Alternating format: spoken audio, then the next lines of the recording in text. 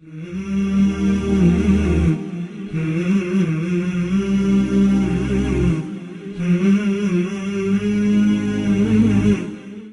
اللہ الرحمن الرحیم۔ آج ہمارا سبق نمبر 8 میں ہے۔ اس سبق میں 3 علامتیں ہیں: ہما، کما اور تما۔ میں تھوڑا سا پیچھے جا کر آپ کو کچھ یاد دلانا چاہوں گا۔ آپ کو یاد ہوگا میں نے آپ کو ہا پیش ہو، ہا الٹا پیش ہو اور ہا کھڑی دیر ہی 2 علامتیں پڑھائی تھیں۔ وہ واحد مذکر کے لیے تھی، اور ہا یہ واحد مؤنث کی علامت تھی۔ ان دونوں کا جو تثنیہ ہے وہ ہما ہے۔ ان دونوں کا تثنیہ ہما، یعنی ہو ہی واحد مذکر، ہما 2 مذکر، اور ہا واحد مؤنث، ہما 2 مؤنث۔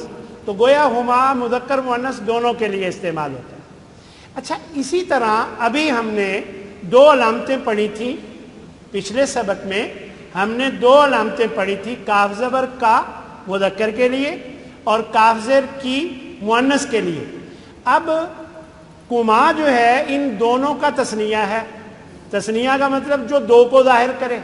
کا 1 مذکر، کی 1 مؤنث، اور کما 2 مذکر یا 2 مؤنث۔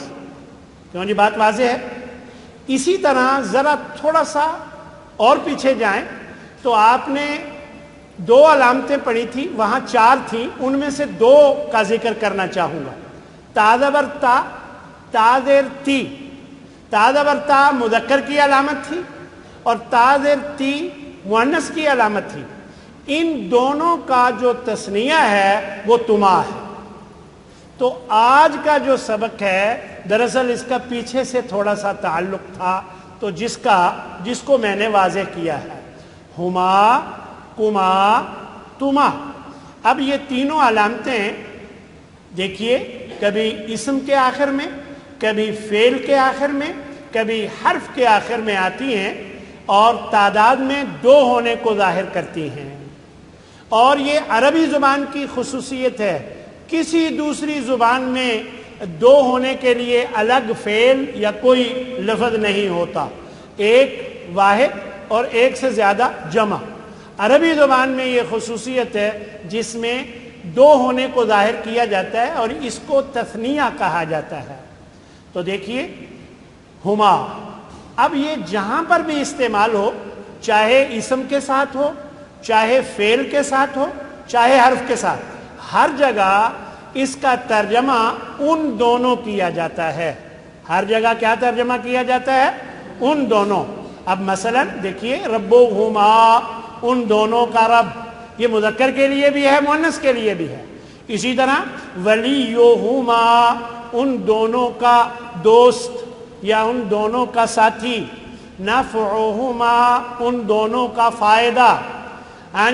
ارحمہما، تو رحم فرما ان دونوں پر۔ اب آپ ذرا دیکھیے کہ یہاں فعل کے آخر میں آیا تو بھی ان دونوں، اور اس سے پہلے 3 مثالیں اسم کے آخر میں تھی تو وہ بھی تم دونوں ہی۔ تو دیکھیے، ابوہما، ان دونوں کا باپ۔ کنزہما، ان دونوں کا خزانہ۔ قومہما، ان دونوں کی قوم۔ یہ ان دونوں میں نے کس کا ترجمہ کیا؟ ہما کا۔ ہما کا ترجمہ ہر جگہ ان دونوں کیا جاتا ہے۔ احدہما، ان دونوں میں سے ایک۔ اب ایک اور بات سمجھ لیں، یہ جو ہما ہے، کبھی کبھی ہما یعنی ہا کی زیر کے ساتھ ہما بھی ہو جاتا ہے، بالکل ایسے جیسے اصل میں ہو تھا، پڑھنے میں آسانی کے لیے وہ ہی بھی ہو جاتا تھا، اصل میں ہو ہی ہوتا ہے، بعین ہی اسی طرح اصل میں ہما ہے، پڑھنے میں آسانی کے لیے کبھی جو ہے یہ ہما بھی ہو جاتا ہے۔ اس سے معنی میں کوئی فرق نہیں پڑتا، صرف مقصد کیا ہوتا ہے؟ پڑھنے میں آسانی ہو جائے۔ دیکھیے، فَتُقُبِّلَ مِنْ أَحَدِهِمَا، یہ سورہ مائدہ کی آیت نمبر 27 ہے. یعنی یہ حضرت آدم کے 2 بیٹوں کا واقعہ ایک بیان کیا گیا ہے کہ جس میں ان دونوں نے اپنی اپنی قربانی پیش کی. تو ان دونوں میں سے ایک کی قربانی قبول کر لی گئی. اس وقت یہ طریقہ اور رواج تھا کہ جو چیز قربان کرنی ہوتی ایک کھلے میدان میں لا کر اسے رکھ دیا جاتا, اللہ کی طرف سے آگ آتی اور اسے جلا دیتی تو سمجھا جاتا قبول ہو گئی, قبول ہو گئی. اور اگر نہ کھاتی, آگ اسے نہ جلاتی تو سمجھا جاتا قبول نہیں ہوئی. تو اس طرح حابیل اور قابیل, آدم علیہ السلام کے 2 بیٹے تھے, تو حابیل کی قربانی قبول ہو گئی اور قابیل کی قربانی قبول نہ ہوئی. تو وہ بات اللہ نے یہاں بیان فرمائی. تو آپ کو یاد ہوگا پھر قابیل نے حابیل کو قتل کر دیا تھا. تو یہ دنیا کا پہلا قتل تھا جو کیا گیا تھا. یہاں کیا ہے؟ فَتُقُبِّلَ مِنْ أَحَدِهِمَا, پس قبول کی گئی ان دونوں میں سے ایک کی قربانی.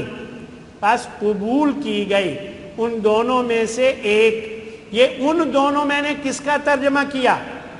ہما کا. یہ اصل میں ہما تھا. اب زیر کے بعد پیش کو پڑھنا. اب ذرا دیکھیں, من احادی ہما پڑھ کے دیکھ لیں, مشکل لگے گا آپ کو بھی. احادی ہما, زیر کے بعد نا فوراً پیش پڑھنا مشکل ہوتا ہے. تو اس لیے اسے زیر دے کر ہا کو آسانی پیدا کی گئی.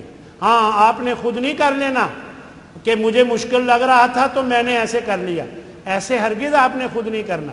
جی دیکھیے ایک اور مثال, فیہما فاکہۃ ونخل ورمان, ان دونوں باغات میں پھل ہیں, کھجوریں ہیں اور انار ہیں. نخل کھجور کے درخت کو کہا جاتا ہے, سمجھ آگے؟ یہ جو کھجور کھانے والی ہوتی ہے اسے تمر کہا جاتا ہے. یہ جو نخل ہے, نخلستان, یہ کھجور کے درخت کو کہا جاتا ہے. جب درخت ہوں گے تو پھل بھی ہوگا ان پر. تو اس طرح اللہ نے فرمایا فیہما, ان دونوں میں, فاکہۃ ونخل, فاکہۃ ونخل ورمان, کہ ان دونوں میں پھل اور کھجوریں اور انار ہوں گے. تو ہما کی بجائے یہاں پر بھی ہما آیا ہے پڑھنے میں آسانی کے لیے. تو یہ تھی ایک علامت ہما. اب دوسری علامت ہے, ہما کا کیا ترجمہ ہے؟ ان دونوں. اور اب دوسری علامت ہے کما, اور اس علامت کا ترجمہ چاہے یہ اسم کے آخر میں ہو, چاہے یہ فعل کے آخر میں یا حرف کے آخر میں, کما کا ترجمہ تم دونوں کیا جائے گا. یہ دیکھیے گا مثلا ربکما, تم دونوں کا رب. اور اگر میں آپ سے پوچھ لوں, ویسے میں پوچھتا نہیں ہوں, اگر پوچھ لوں کہ رب و ہما کا کیا ترجمہ ہوگا تو کیا جواب ہے؟ ان دونوں کا رب. اور یہ ہے ربکما, تم دونوں کا رب. تو دیکھیے گا علیکما حرف کے آخر میں آیا, یعنی اب بھی تم دونوں پر. اور اسی طرح احدکما, تم دونوں میں سے ایک, اور احدہما, ان دونوں میں سے ایک. بالکل صحیح. معکما, تم دونوں کے ساتھ.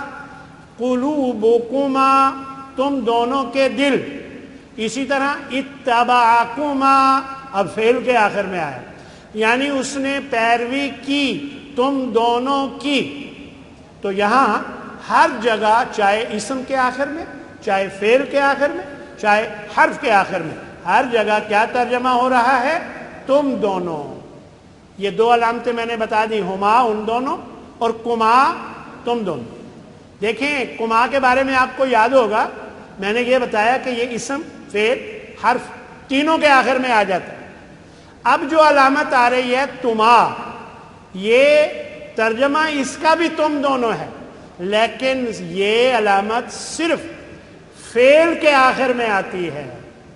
یہ علامت صرف فعل کے آخر میں آتی ہے. اور اتفاق ہے کہ پورے قرآن مجید میں صرف یہ ایک فعل کے ساتھ آئی ہے اور وہ فعل 2-3 مرتبہ استعمال ہوا ہے، صرف ایک فعل کے ساتھ یہ علامت آئی۔ وہ دیکھیے شئتما، تم دونوں نے چاہا۔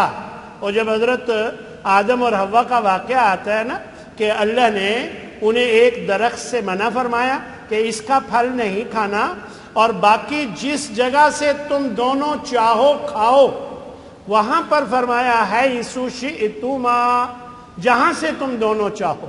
تو یہ شئتما یہ ایک فعل ہے پورے قرآن مجید میں، یہ علامت صرف ایک فعل کے ساتھ آئی ہے۔ البتہ یہ فعل 2-3 جگہ استعمال ضرور ہوا ہے۔ اور ایک لفظ ہے انتما، یہ انتما میں ان الگ اور تما الگ نہیں ہے، کیونکہ اس میں اس کا ترجمہ بھی تم دونوں ہے، تو اس لیے یہاں آپ کو تعارف کے لیے یہ بھی بتا دیا گیا ہے، وگرنہ انتما جو ہے یہ ضمیر ہے، یہ اسم ہے، اور معنی اس کا بھی تم دونوں ہے۔ ہم جو بات کر رہے ہیں وہ صرف تما کی ہے، جو علامت تما فعل کے آخر میں آتی ہے، اور یہ صرف ایک فعل کے آخر میں آئی ہے۔ دیکھیے جی، آج کا جو سبق آپ نے پڑھا ہے یہ بالکل چھوٹا سا سبق ہے، اور اس میں جو بات بتائی گئی ہے ایک مرتبہ دوبارہ دیکھ لیجئے۔ ہما وہ دونوں، کما تم دونوں، اور تما بھی تم دونوں۔ میں اگر آپ سے پوچھوں کہ پھر جب دونوں کا ترجمہ تم دونوں ہے تو پھر فرق کیا ہے دونوں میں؟ کما اسم فعل حرف سب کے ساتھ، اور تما جو ہے صرف فعل کے ساتھ آتا ہے۔ شاباش، الحمدللہ سبق نمبر 8 مکمل ہو گیا۔